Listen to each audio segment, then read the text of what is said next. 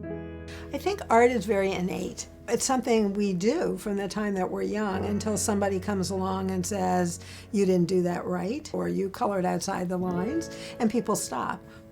As adults with cancer who come here and they find that, yes, they actually can express themselves by making art. I think they find themselves surprised.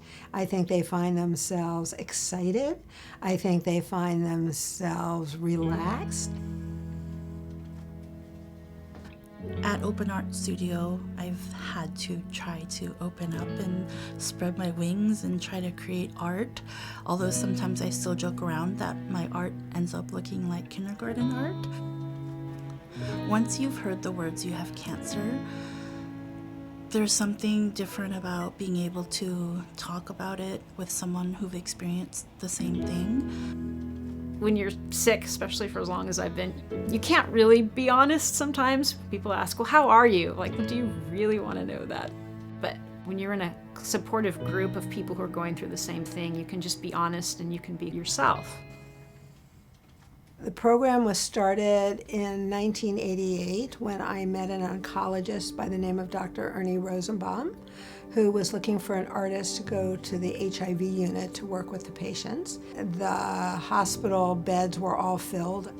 The first question I generally asked them was, "Are you afraid?" And they would start to cry, because in those days what most people would say is you have to have hope, or you're going to be fine, or you have to think positive. And to be quite honest, in 1988 there was no cure for AIDS.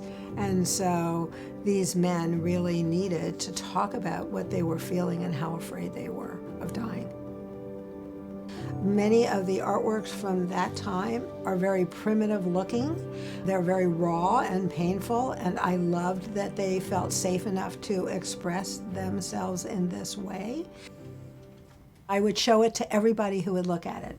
This was another part of the identity of this patient, that they weren't just a last name and they weren't just a disease of HIV, but that they had a whole life.